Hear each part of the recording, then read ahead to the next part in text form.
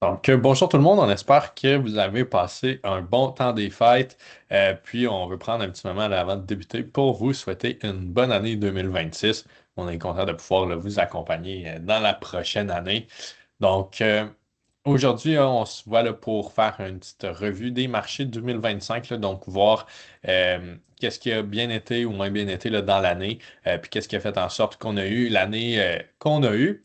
Et puis, par la suite, ben, on va passer là, avec une petite portion perspective pour 2026, là, donc ce qu'on s'attend de voir sur les marchés pour l'année à venir.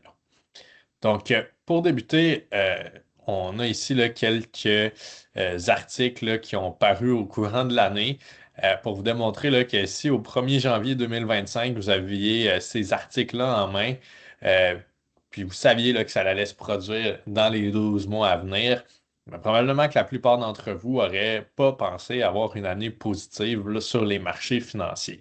Une guerre tarifaire, guerre en Ukraine, guerre au Gaza, toutes des choses là, qui font en sorte qu'on pourrait croire là, que les marchés seraient quand même plus frileux là, avec toute l'incertitude politique. Par contre, on peut voir là, que en réalité, ben, ce qui s'est passé, c'est qu'on a eu quand même une très bonne année au niveau des marchés financiers.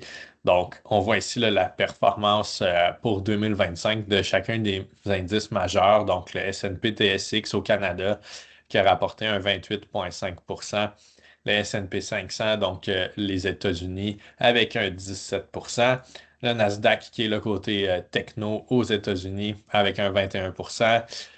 Ensuite, la Grande-Bretagne avec le 21%, les actions européennes à 18% et le Japon à 27%. Ensuite, on voit également là, que on a l'or là, qui a très bien performé dans la dernière année avec un rendement de 66%. Et c'est aussi ce qui explique un petit peu là, la bonne performance des actions canadiennes, étant donné qu'on a beaucoup de compagnies d'exploitation minière au pays. Donc, somme toute, on voit que malgré ces nouvelles-là là, qui ont paru, ben, quand même une très bonne année là, au niveau de la bourse. On peut voir cependant que oui, ces nouvelles-là ont un impact sur les marchés, mais ces impacts-là sont souvent ressentis à très court terme. On voit par exemple ici la baisse qu'il y a eu au mois de mars-avril, juste après l'annonce initiale des tarifs.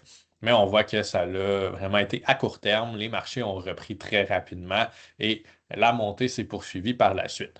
Donc, on voit que c'est très important là, de venir enlever le côté émotif des marchés, de votre portefeuille là, finalement et de rester investi. Donc, quelqu'un qui aurait pris la décision de sortir des marchés suite à cette chute-là, ben, aurait manqué toute la hausse qui s'en est suivie. Donc, de là, l'importance d'avoir une stratégie d'investissement et de s'en tenir. Donc maintenant, si on regarde dans quelques points rapides, qu'est-ce qui a fait en sorte que 2025 a été une bonne année, malgré toutes les mauvaises nouvelles qu'on a pu voir au début? Ben, tout premièrement, on a les politiques monétaires qui ont été favorables pour les marchés. Donc, on a eu plusieurs baisses de taux au courant de l'année, ce qui est venu un petit peu libérer de la pression sur les investisseurs, puis les inciter à consommer un petit peu davantage et aller chercher là, des nouveaux emprunts pour différents projets, réinvestir dans leurs projets. Ça a aussi rendu les obligations un petit peu plus attrayantes que dans les dernières années, là, si on compare avec 2022 par exemple. Là. Donc, cette catégorie d'actifs-là est redevenue, somme toute, attrayante là, dans l'année avec les baisses de taux. Ensuite, ben, on a la résilience économique. Donc, on ne se le cachera pas, l'économie a quand même été plus résiliente là, qu'on se l'attendait. Il y a eu quand même plusieurs signes récessionnaires dans les dernières années, puis l'économie a réussi à un petit peu atterrir en douceur là, de tout ça. C'est probablement en raison là, vraiment de l'effet de richesse qu'il y a eu dans les dernières années, là, donc les actifs qui ont beaucoup grossi finalement dans les dernières années et qui ont fait en sorte que les investisseurs ont pu se sentir un petit peu plus confortables là, dans toute cette situation. Ensuite de ça, ben, on a la croissance des bénéfices. Donc, les compagnies, trimestre après trimestre, montraient leurs états des résultats et les bénéfices étaient au rendez-vous, là. Donc, les bénéfices ont continué à croître tout au long de l'année. Puis pour un investisseur qui voit ça, même si euh, le, plan politique est un peu plus incertain. Mais on voit que les bénéfices sont toujours au rendez-vous, donc c'est encourageant là, quand on voit ça en tant qu'investisseur de continuer d'investir. Et puis finalement, ben, on a l'intelligence artificielle et l'innovation. Donc, on le sait, dans le fond, ces domaines-là sont très populaires ces temps-ci. Puis, les compagnies, les Nvidia, AMD là, de ce monde ont très bien performé dans la dernière année et ont un petit peu là, tiré les indices américains vers le haut. Ce qui est intéressant, c'est qu'on voit que la demande est au rendez-vous là, pour ces produits et services. Mais aussi, là, que, comme on l'a mentionné dans un vidéo plus tôt, en fait, les compagnies font des bénéfices et donc utilisent ces bénéfices-là pour les réinvestir dans leurs solutions d'intelligence artificielle. On ne vient pas emprunter finalement là, pour en fait gonfler là, une bulle vis-à-vis à ce domaine. Donc voilà, c'est le petit tour pour le retour sur l'année 2025. Je passe la parole à Tristan pour le Outlook 2026. Oui, ben merci Gabriel. En fait, pourquoi nous en 2026 on pense que ça va continuer à monter les marchés boursiers? Il y a quatre aspects. En fait, il y a vraiment l'élan de liquidité, le moteur budgétaire, le super cycle de l'IA, puis la vague de l'effet de richesse. Vous allez voir, c'est des sujets qui vont revenir un petit peu de ce que il s'est passé en 2025, mais on continue de croire là, qu'on est dans le même cycle économique et avenue économique qu'on a été là, au courant de l'année 2025. Donc, au niveau de l'élan de liquidité, ben, c'est sûr que si on regarde en premier lieu là, au niveau de la baisse des taux des prévisions, donc on s'attend encore à des baisses de taux au Canada. Au Canada, on a baissé beaucoup plus qu'aux États-Unis, donc on s'attend peut-être à une baisse de taux de 25 points de base, donc d'à peu près 0,25 pour 2026. Puis aux États-Unis, comme ils ont resserré les baisses de taux un petit peu plus longtemps que de notre côté, le marché s'attend à quatre baisses de taux d'environ, là, encore une fois, 25 points de base qui pourraient arriver à quatre moments dans l'année. On n'écarte pas le fait qu'on n'écarte pas le scénario qui se pourrait qu'on aille plus, moins de baisse de taux aux États-Unis, mais c'est ce qui était le consensus là, lorsqu'on se fie aux discussions là, de la Réserve fédérale américaine de leur dernière réunion de la fin 2025. Euh, Sinon, ben, au niveau là, du resserrement quantitatif, ben, encore une fois, au niveau de la Fed, on a annoncé la fin du bilan en 2025.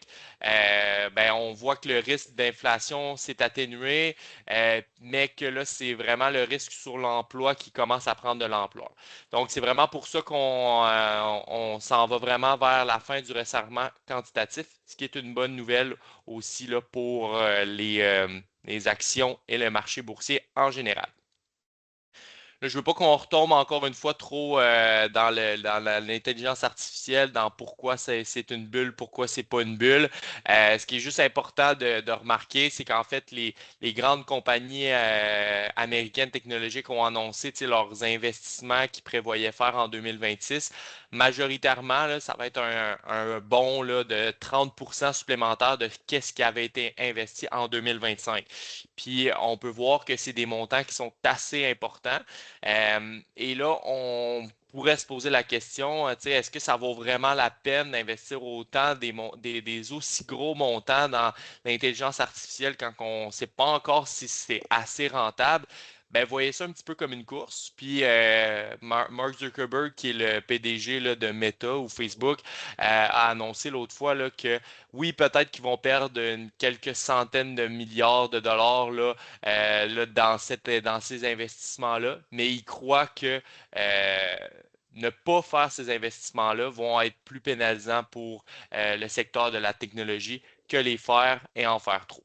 Donc, on voit qu'il y a encore un engouement assez important au niveau de l'intelligence artificielle pour un petit peu gagner cette course-là, puis vraiment s'établir comme les meneurs dans le marché. Autre aspect intéressant au niveau là, de l'effet de richesse qui nous porterait à croire là, que les marchés vont continuer à bien aller en 2026, c'est des données qui nous proviennent de Visa. En fait, là, au niveau là, des dépenses discrétionnaires sur les cartes de crédit, on se rend compte là, que le 20% le plus riche aux États-Unis, c'est eux qui font 40%, un petit peu plus de 40% des dépenses discrétionnaires.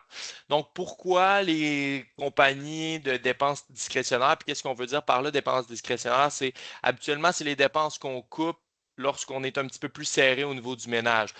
Donc, tout ce qui est sortie au cinéma, acheter un nouveau téléphone, pas des dépenses là, qui sont essentielles à mon coût de vie, ben, c'est des dépenses qu'on peut couper.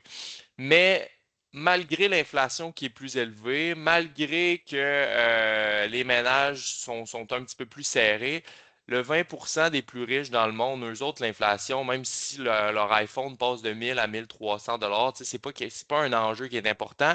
Puis ça, c'est une bonne nouvelle pour le marché parce que quand ces gens-là s'enrichissent, ben, ça profite au marché aussi parce que ces gens-là continuent à dépenser.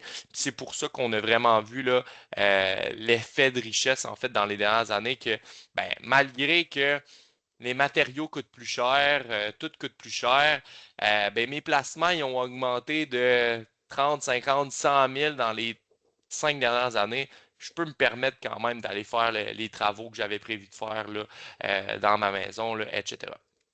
Donc, c'est pas mal notre outlook pour 2026.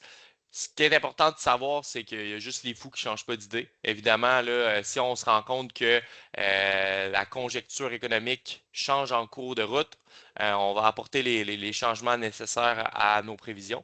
Puis si vous avez des questions, ben, comme à l'habitude, on vous invite à nous écrire ou à nous appeler directement. Puis ça va nous faire plaisir d'en parler plus en détail avec vous. Donc, encore une fois, bonne année 2026. On se reparle très bientôt.